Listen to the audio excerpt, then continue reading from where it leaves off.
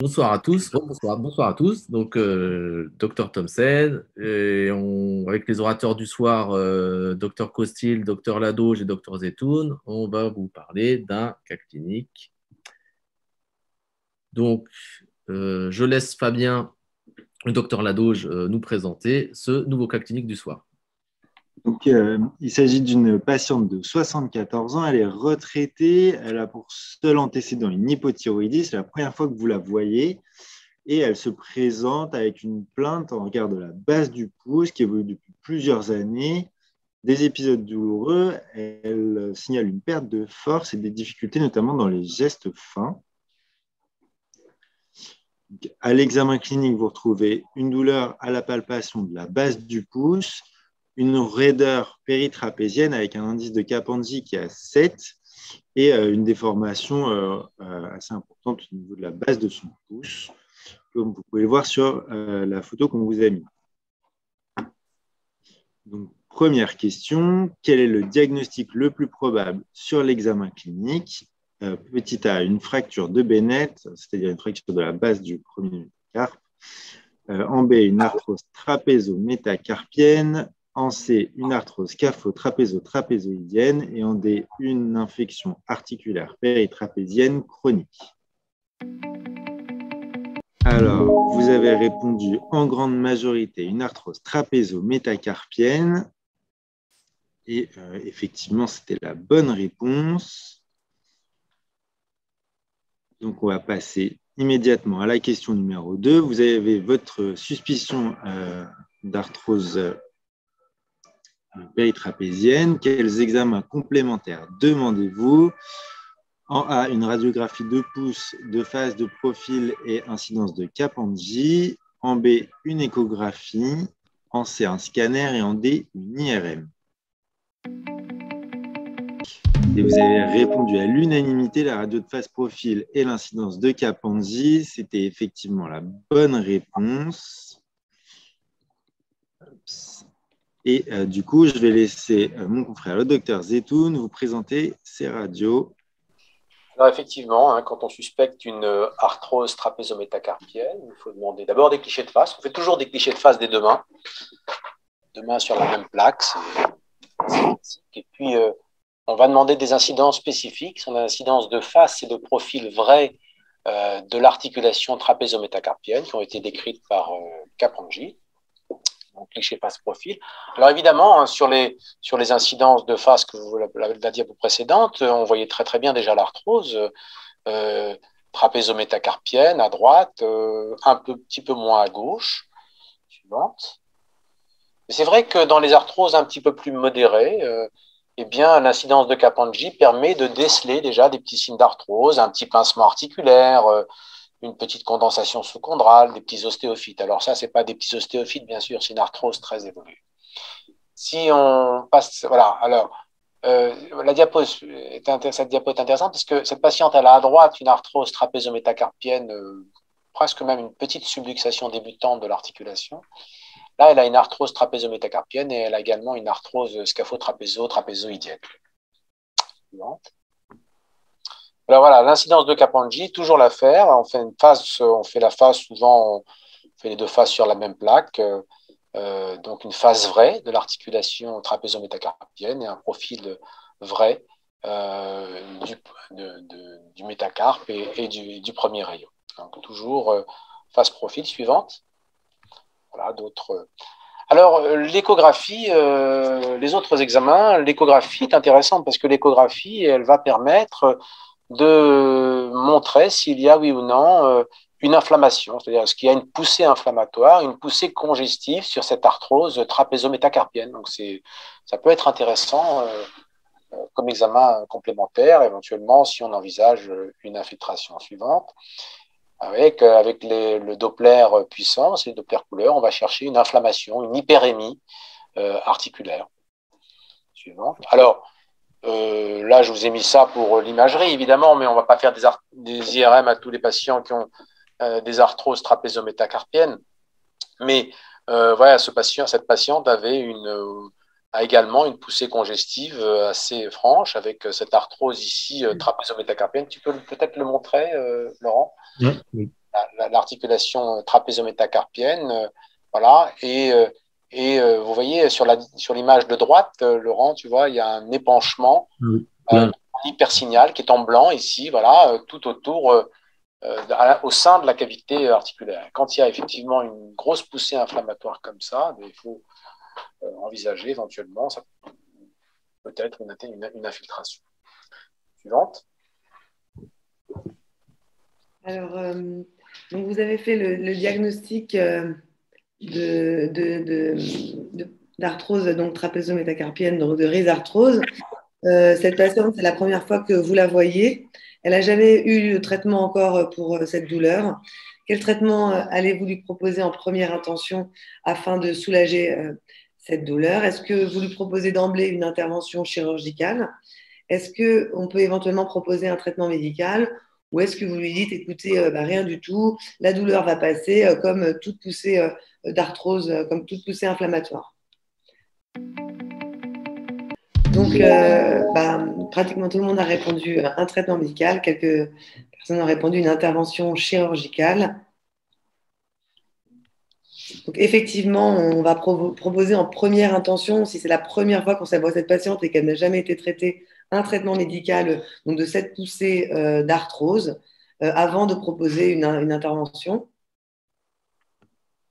Donc, elle souhaite un traitement médical, elle est efficace sur la douleur, donc il y a beaucoup de choses possibles. Qu'est-ce qu'on peut lui proposer? Est-ce qu'on va lui proposer de l'immobiliser éventuellement avec des anti-inflammatoires? Est-ce qu'on peut lui proposer une infiltration radio ou éco-guidée de corticoïdes? Ou est-ce qu'on peut lui proposer une infiltration d'acide hyaluronique en première intention? Donc, ATEL thermoformé et AINS. C'est la majorité des réponses. Après, infiltration radio ou écoïdée de corticoïdes. Et puis, personne pour infiltration d'acide hyaluronique, effectivement. Vous avez raison. Donc, on peut proposer en première intention une infiltration radio-éco-guidée de corticoïdes parce que ça va être souvent très efficace. En première intention, on peut le proposer, mais la réponse ATEL thermoformé AINS était très bien aussi parce que parfois les patients ne souhaitent pas avoir l'infiltration, ils sont un petit peu frileux au départ et on peut tout à fait se contenter de l'ATEL thermoformé et des anti-inflammatoires et puis dans un second temps revenir sur cette infiltration qui, dans les poussées d'arthrose, du moins au début de l'arthrose, sont souvent efficaces et puis amènent une indolence pendant assez longtemps. Les patients peuvent rester plusieurs mois, voire années, sans douleur après une seule infiltration. Donc, Frédéric, je vais te laisser commenter ces images. Alors, l'infiltration, on peut la faire, donc on va la faire sous contrôle, hein, sûr d'être à l'intérieur de l'articulation. Alors, ça peut être une infiltration soit radio-guidée, soit éco-guidée. Je vous ai mis quelques exemples. Alors, l'infiltration, après, c'est une question qui est longtemps débattue. Hein. Est-ce qu'on la fait sous radio ou sous écho? C'est une question d'habitude de l'opérateur. Personnellement, je les fais plutôt sous radio, mais j'ai beaucoup de mes associés qui les font sous écho. Alors, sous radio, c'est très simple. Hein. La poignée de face et on va cathétériser l'articulation par voie dorsale. On va mettre son aiguille dans l'articulation trapézo-métacarpienne et voilà, et on injecte un tout petit peu de contraste. Voilà, et on est absolument certain d'être dedans. On injecte le dérivé cortisonné. Alors, on peut la faire aussi sous échographie. Alors, je vous mets quelques exemples. Vous voyez, c'était l'exemple de tout à l'heure. Vous voyez cette articulation qui est poussée inflammatoire avec cette hyperémie au Doppler puissance. Alors là, vous voyez l'aiguille qui s'approche progressivement de la cavité articulaire. C'est assez facile aussi, hein, sous échographie. Moi, je trouve qu'on est un tout petit peu moins à l'aise, mais bon, c'est une question vraiment, vraiment d'habitude. Suivante. Voilà, donc vous voyez, on a une articulation trapézo-métacarpienne. Alors, je ne peux pas montrer, évidemment, je n'ai pas de flèche, mais on a une articulation trapézo-métacarpienne sur l'image en haut à gauche avec un petit épanchement dans la cavité articulaire. Okay. Sur l'image en haut à droite, on positionne l'aiguille. Voilà, vous voyez le trajet de l'aiguille qui va rentrer, qui va cathétériser l'articulation. Vous voyez qu'on est sûr d'être dedans. Puis on va progressivement distendre l'articulation. L'image en bas à droite où on a toujours l'aiguille. Le bout de l'aiguille ici et on voit que on injecte le dérivé cortisonné, on voit se distendre la capsule articulaire. Vous voyez toute cette image un peu nuageuse, un peu grisée, là, que vous voyez ici, que Vanessa montre avec sa flèche, ou Laurent vous montre avec sa flèche, correspond au dérivé cortisonné qui a été injecté dans la cavité articulaire.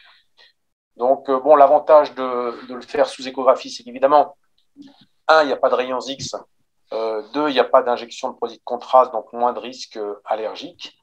Je trouve qu'on est un petit peu moins à l'aise sur le plan de l'asepsie, parce que c'est des infiltrations qui doivent être évidemment faites dans des conditions d'asepsie strictes. Mais bon, avec une certaine habitude et un matériel, finalement, c'est on s'habitue assez vite. Suivante. N'a été efficace que 3 mois. La patiente revient vous voir au bout de 3 mois. Ça a bien marché, mais elle a de nouveau mal. Et finalement, on lui propose donc en seconde intention un traitement chirurgical qu'elle souhaite. Quelles sont les différentes possibilités de traitement chirurgical, donc de la rhizarthrose ou de l'arthrose trapézométacarpienne, une prothèse trapézométacarpienne, une trapézectomie qui consiste à retirer l'os trapèze, ou bien une arthrodèse, donc on fusionne le trapèze et le premier métacarpien. Donc voilà, vous pouvez répondre, vous avez le choix entre ces 3 possibilités thérapeutiques, ces 3 chirurgies possibles. Donc Laurent, je te laisse la parole. Ok, donc vous avez répondu majoritairement une prothèse trapézo-métacarpienne et une petite minorité trapézectomie et arthrodèse. Alors, en théorie, honnêtement, en théorie, sur le papier, on peut tout proposer, hein. Le but, c'est de diminuer la douleur donc, due à l'arthrose entre le trapèze et le métacarpien. Donc c'est vrai qu'on pourrait se dire, si on fait fusionner cette articulation, il n'y a plus d'articulation, il n'y a plus de mouvement, il n'y a plus de douleur. C'est vrai, mais c'est quand même un haut risque. Il y a plus simple. Donc plus simple, c'est soit retirer le trapèze, trapézectomie, plus de trapèze, plus de conflit entre le trapèze et le méta, plus de douleur, hein, c'est ça l'objectif. Et la prothèse, créer une interface entre le trapèze et le métacarpien, à l'image de ce qu'on peut faire sur une prothèse de hanche. Alors, il existe d'autres techniques chirurgicales, hein, un peu plus qui sont toujours dans le même principe. On peut mettre des implants d'interposition, on n'en parlera pas ce soir, mais ça existe, hein. On peut utiliser des implants d'interposition en pyrocarbone, notamment des petites chips qu'on met entre le trapèze et le métacarpien. Le but étant toujours, hein, d'éviter que le trapèze ou l'os sous-chondral, vu qu'il n'y a plus de cartilage, soit en contact avec l'os sous-chondral du métacarpien et crée des douleurs, des inflammations. Alors, on va parler de techniques de référence, hein, la trapézectomie. On va commencer par la trapézectomie. Donc, c'est une technique très ancienne qui marche très bien. Hein, quel que soit chirurgicalement la voie d'abord, hein, on passe par en avant, en externe. Le but, c'est de retirer le trapèze. Alors, le trapèze, sur la radio, on a toujours l'impression que c'est un petit os. En fait, c'est vraiment assez gros. Et c'est une chirurgie assez invasive. Retirer un os, c'est assez violent. Je trouve que c'est une chirurgie assez violente, mais qui marche très bien. Et le problème de la trapézectomie, c'est qu'on crée un espace libre entre c'était le but, hein, entre le trapèze et entre le scaphoïde et le métacarpien. Et historiquement, on s'est aperçu en suivant les patients que certes, ça marchait très bien, mais que le méta, déjà, ça crée 2 choses. Ça crée une instabilité du méta. Hein. Si vous prenez le patient par le pouce et que vous lui tirez, qu'il n'y a plus de capsule ni de ligament entre le trapèze et le méta, ça peut créer une petite instabilité. Donc, dans les travails en force, ça pouvait diminuer grandement la force. Et puis, progressivement, il y avait une impaction du méta qui se dirigeait lentement vers le scaphoïde. Et à terme, il pouvait y avoir des conflits entre le métacarpien et le scaphoïde. Donc, après, il y a eu plein de techniques qui sont sorties, qu'on dit comment je peux gérer la trapézectomie, l'instabilité et l'enfoncement progressif du méta vers le scaphoïde. Et on va faire des ligamentoplasties ou des interpositions. On va rester classique, ligamentoplastie. Alors, les ligamentoplasties, il en existe plein. Je vais revenir un peu en arrière. Classiquement, là, c'est une ligamentoplastie au FCR, fléchisseur radial du carpe, à l'hémi-FCR même. Donc, on prend un bout de tendon, la moitié d'un tendon, on le passe à travers le méta, on recrée un ligament. Donc, le méta, il est beaucoup plus stable, il ne va pas s'en aller en dehors par rapport AM2, et puis on en profite, comme on a une bonne longueur du tendon, on en profite pour faire un anchois, ce qu'on appelle, et on le place entre le scaphoïde et le méta, et on se dit qu'avec ça, eh ben, on va empêcher le méta de rentrer progressivement vers le scaphoïde. Bon, c'est des techniques historiques qui marchent très bien, hein, qui sont faites encore, une technique fiable, efficace. Voilà, en théorie, l'évolution naturelle possible vers l'impaction. Donc, pour résumer et finir sur la trapézectomie, encore une fois, ça marche très bien. Il y a si on peut faire des reproches à cette technique, c'est une technique qui fait en post-opératoire assez mal. On met du temps à s'en remettre. Il faut dire aux patients qu'ils vont avoir en moyenne 6 mois de douleur. Certes, pas les mêmes qu'avant, mais des petites douleurs. Avant d'aller très bien, c'est 6 à 10 mois. Si on fait une ligamentoplastie, ce que font la plupart des chirurgiens lorsqu'ils font une trapézectomie, on a quand même, on doit prélever un greffon tendineux, donc ça augmente un peu la zone cicatricielle, le temps opératoire, voilà. Et c'est clair que comme on ne met pas de matériel, à part quelques fils, le risque infectieux, il est quand même négligeable ou très, très, très, très, très faible, en tout cas plus faible que si on met un implant. Et donc, ça évite toutes les complications possibles dues aux implants prothétiques dont on va parler après. Alors, Vanessa, peut-être veux-tu parler des prothèses?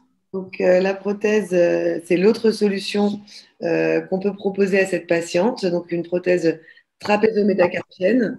Donc là, on va conserver le trapèze et en fait, on va juste reconstruire cette articulation malade avec des implants, comme on pourrait faire pour d'autres articulations comme la hanche. Alors pour ça, c'est important, il faut avoir une bonne hauteur du trapèze. Si on a un trapèze qui est très petit, ou que l'os n'est pas de bonne qualité, ça va être très difficile d'insérer une trapèze dans cet os qui est grand, comme tu l'as dit, mais quand même pas si grand que ça. Quand on met la trapèze, il est beaucoup plus petit que quand on l'enlève et qu'on fait la trapézectomie. Il faut aussi bien réfléchir à cette histoire d'arthrose péritrapézienne associée. Je ne sais pas si tu mets une petite flèche, mais parfois, voilà, il y a de l'arthrose qu'on appelle STT, en fait, entre le scaphoïde, le trapèze et le trapézoïde. Et du coup, ça peut être un échec de pose de prothèse parce que la douleur va continuer, en fait, au-dessus de l'articulation trapézo-métacarpienne. Donc, si on a une bonne hauteur du trapèze et qu'on n'a pas trop d'arthrose au-dessus, on peut proposer cette prothèse. Donc, la prothèse trapézo-métacarpienne, ça se présente, en fait, c'est une petite cupule impactée qu'on va mettre dans le trapèze. On va ouvrir, on fait une incision donc en regard, on va retirer une petite chips de métacarpien qui fait à peu près 2 mm. On va ensuite proposer, donc mettre une petite cupule dans le trapèze, pardon, une tige dans le métacarpien. Et en fait, maintenant, les prothèses sont à double mobilité. Donc, il y a une mobilité dans la tête et puis une mobilité dans le col qui permet qu'il y ait beaucoup moins de luxation et que les prothèses soient plus stables et durent plus longtemps. Il y a moins d'usure. Donc là, on voit bien sur ces radios deux types de prothèses. Donc là, il y a une prothèse à gauche qui est impactée avec une tige et elle est à double mobilité, je pense. Et à droite, c'est des prothèses qui sont plutôt vissées, qu'on visse en fait dans le trapèze. Il n'y a pas assez d'espace et on met vraiment rarement du ciment, sauf vraiment en cas d'échec, ça peut arriver, mais c'est rarissime. Et ça s'impacte très bien. Donc, l'avantage de cette prothèse trapézo-métacarpienne, c'est que, en fait, les suites post-opératoires sont beaucoup plus simples, je dirais, puisque les patients sont moins douloureux, que la reprise de la mobilité est rapide. Les immobilisations sont de courte durée. On immobilise en général entre 10 jours et 3 semaines ce type de prothèse. On reprend rapidement une activité. Donc, chez des patients jeunes, c'est quand même plus simple qu'une trapézectomie où les suites, pour récupérer la force, on va plutôt mettre 6 mois. Là, il faut compter plutôt 3 mois, donc la moitié du temps pour récupérer. Il y a peu de complications, mais il y en a quand même comme toute chirurgie. Alors après, bien sûr, c'est discutable puisqu'il y a des patients qui arrivent assez tard et ils ont déjà une arthrose trapézo-métacarpienne, mais aussi STT, donc au-dessus, et qui ont déjà un trapèze qui est tout assez. Donc, sur les radios, on voit un trapèze très bas.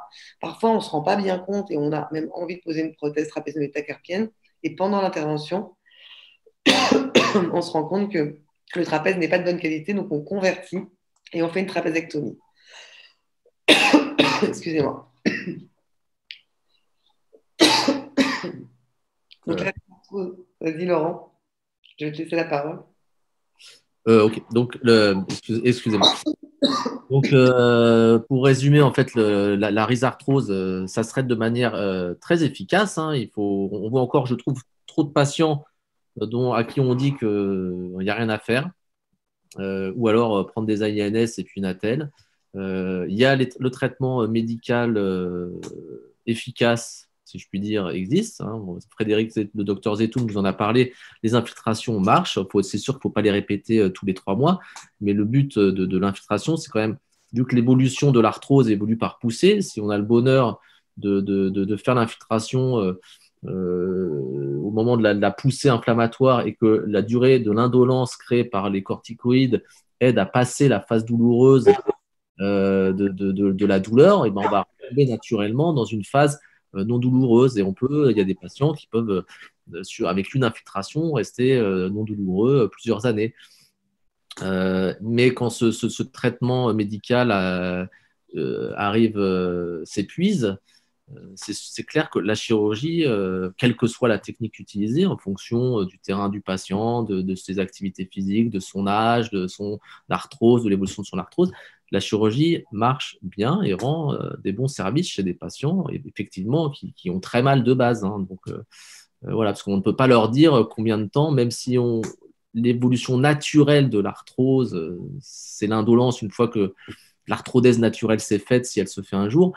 On ne peut pas dire combien de temps cela va durer. Donc, voilà. En tout cas, médical, ça marche très bien. Chirurgical, marche très bien.